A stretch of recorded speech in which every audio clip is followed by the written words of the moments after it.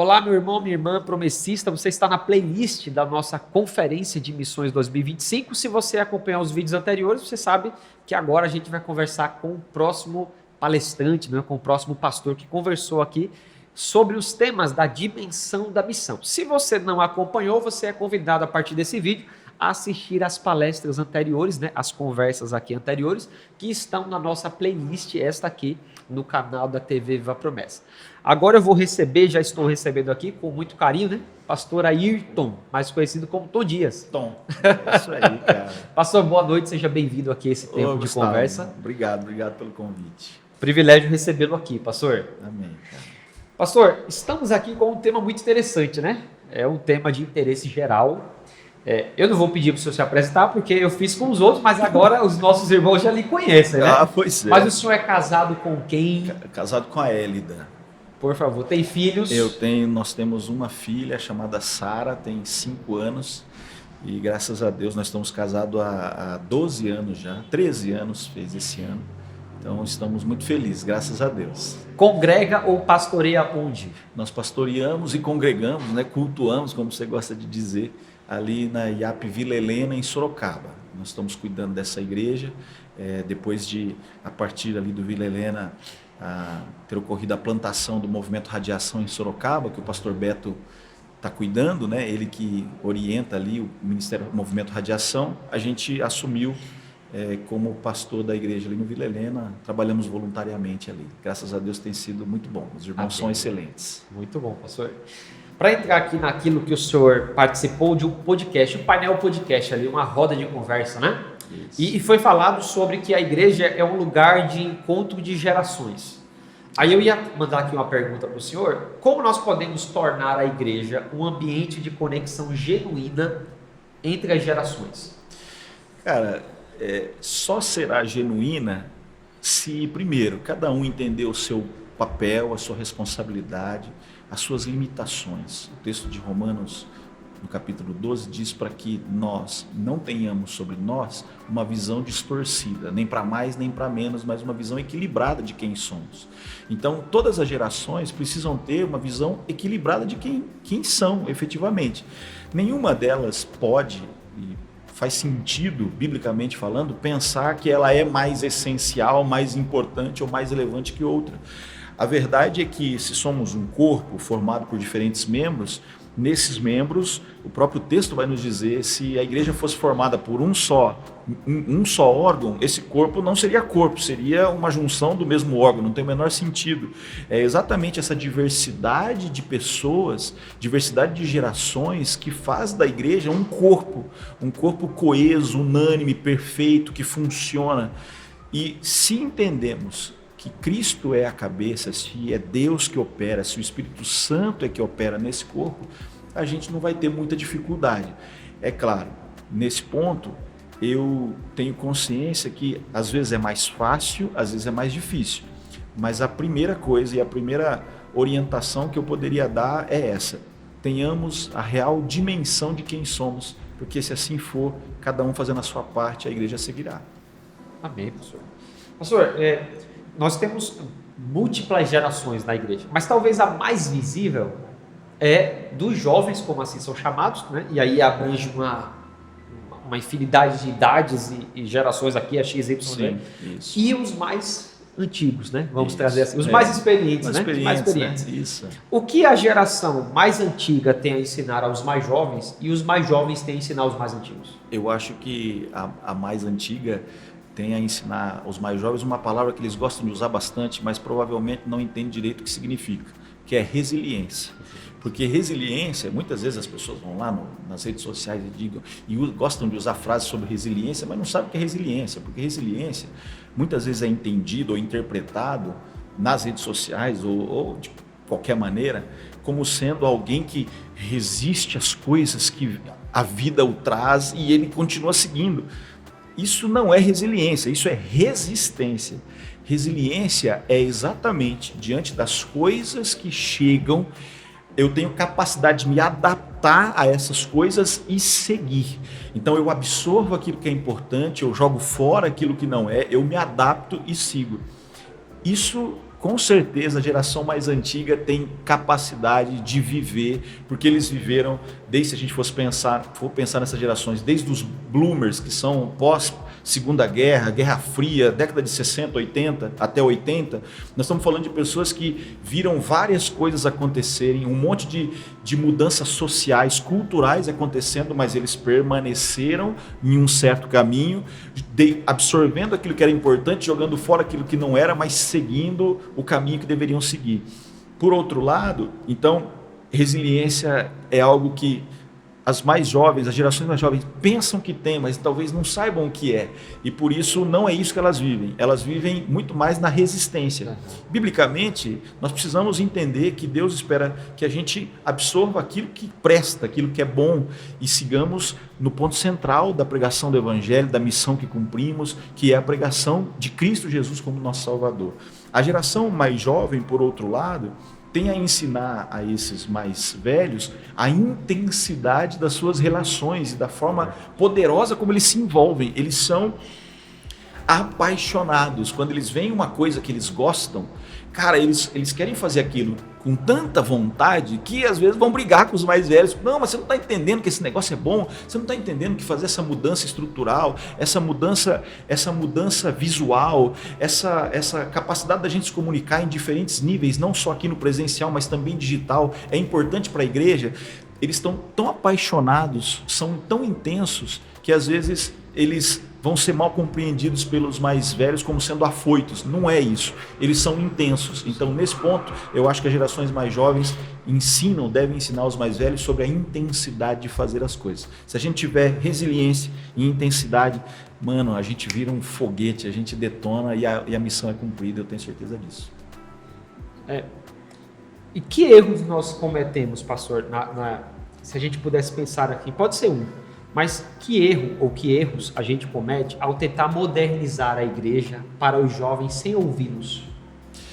Então, primeiro, se a gente tenta modernizar a igreja sem ouvir os jovens, a gente não está modernizando. Até porque são esses jovens que têm um conhecimento mais profundo sobre aquilo que realmente é moderno. Porque existe isso, né? Claro que existe. A gente vai existe. Modernizar, mas não escutou. Isso, exatamente. E vamos lá. O que é, ou qual é a concepção de modernidade? Pô, se a gente fosse pensar filosoficamente, a filosofia moderna é de 1700, 1800, entendeu? A física moderna é de 1900. Então, o conceito de modernidade talvez é muito complicado, é muito difícil de definir. A gente vive hoje no que é conhecido como pós-modernidade. E a pós-modernidade, para você ter uma ideia, ela é da década de 20, 30 até 60, 70. Então, ela não é tão nova assim mais. Mas a realidade é que é o jovem que tem a vivência, a experiência, o conhecimento daquilo que está mais próximo dele. É óbvio que as gerações mais antigas podem adquirir esse conhecimento, porque ele não está escondido. Mas se eu tentar aplicar algo que conheço em teoria, mas não conheço na prática, é óbvio que eu vou falhar. E esse é o grande ponto.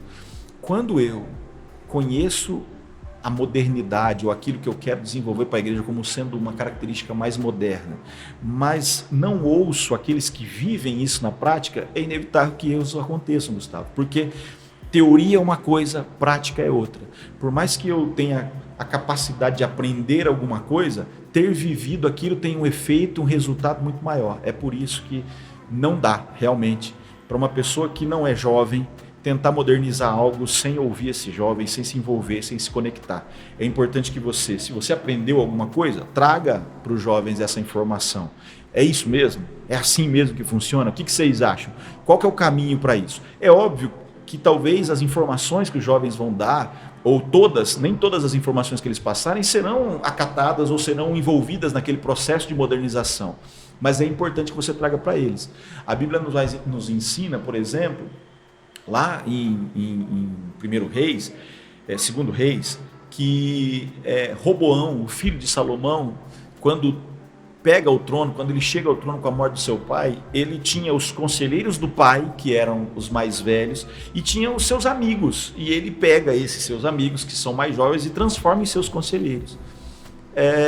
Ele cai num grande problema, porque os anciãos dão a ele uma orientação sobre Israel, Os jovens dizem outra coisa completamente diferente e ele prefere escolher aos jovens. Ele não acatou a orientação dos anciões, acata a geração dos jovens, e a Bíblia vai dizer que isso se torna o grande problema de Judá.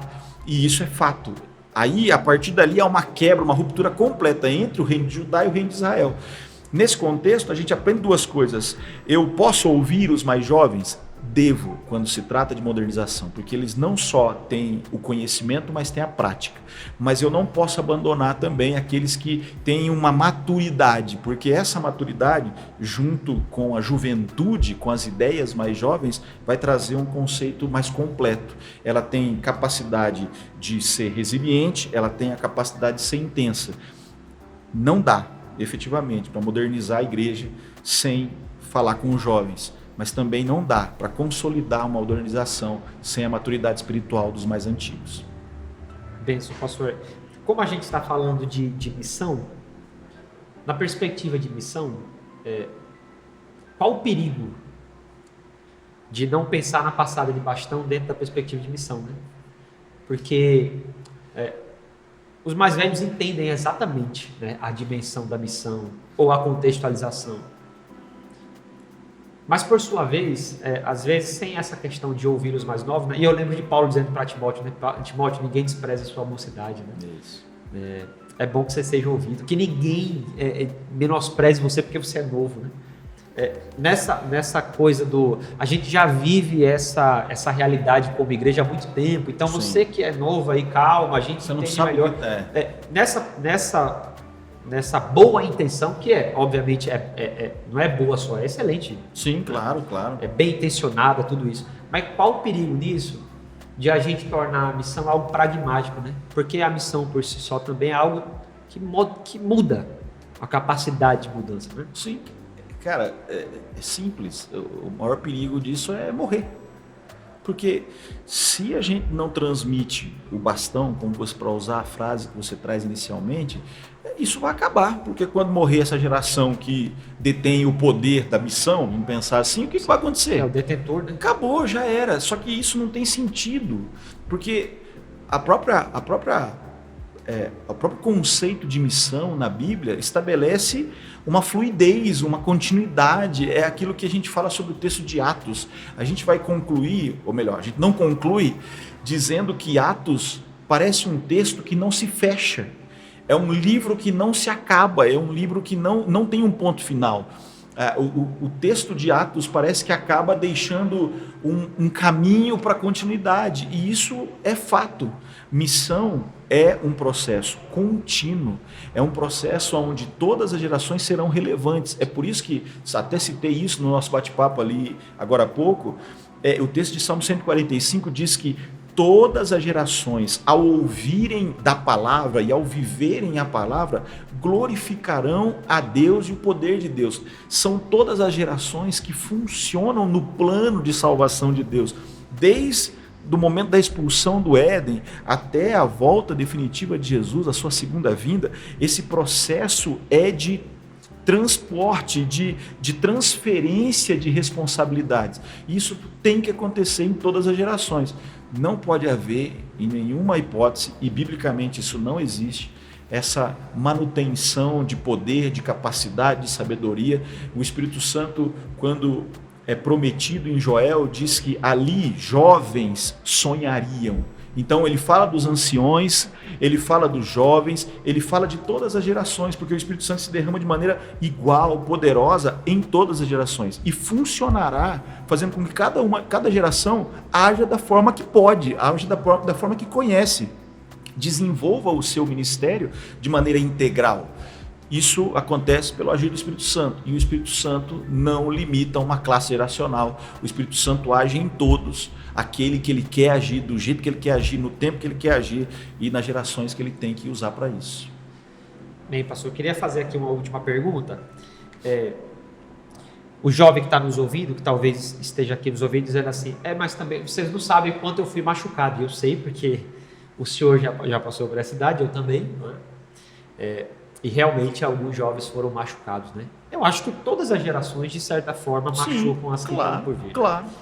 O meu desafio quanto pai é exatamente dizer assim, eu quero que eles passem por aquilo que eu passei sem que eu machuque.